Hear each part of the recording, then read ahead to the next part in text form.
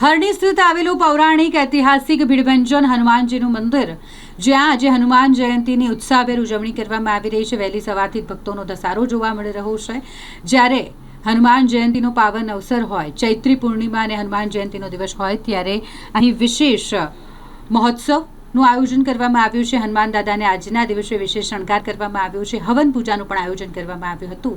અને આ પાવન અવસરે ઇસ્કોન મંદિરના નિત્યાનંદજી સ્વામી અને સંતો દ્વારા વિશેષ લાડુનું વિતરણ પણ કરવામાં આવ્યું. ખૂબ પ્રાચીન અને પૌરાણિક મંદિર, હમણાં જ આપણે વર્ષોથી સંશોધન કરતા માલુમ પડ્યું છે કે આ સ્કંદ પુરાણના મત અનુસાર, વિશ્વામિત્રના મહાત્મા અનુસાર કે ભારતની અંદર હનુમાનજી મહારાજ એકાદશેશ્વર તરીકે જો કોઈ જગ્યાએ બિરાજતા હોય તો ભારતની વડોદરામાં હરણીમાં એક જ જગ્યાએ બિરાજે છે. અને એથી વિશેષ એ કે દરેક હનુમાનજીની પ્રતિમા સ્વયંભૂ હોય, કોઈ પ્રાણ પ્રતિષ્ઠા હોય, ચલ પ્રતિષ્ઠા હોય કે પ્રાણ પ્રતિષ્ઠા હોય, 4 પ્રકારની પ્રતિમા સ્થિતિ સાથે જોડાયેલી હોય.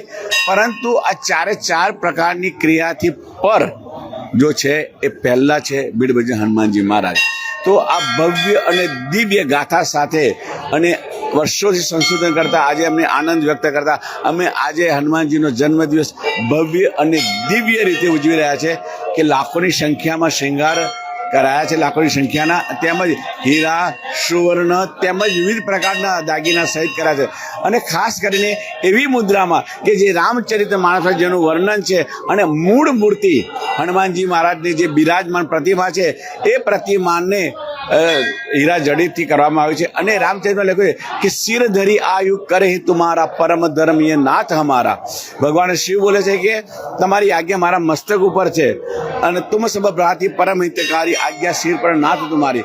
એ જ પ્રતિમા, એ જ મુદ્રામાં સુવર્ણિત અને જડિતથી કરી અને લોકો માટે ખાસ દર્શન માટે રાખી છે. અને હજારોની સંખ્યામાં સવારથી લોકો 4 વાગ્યાના દર્શને આવ્યા છે.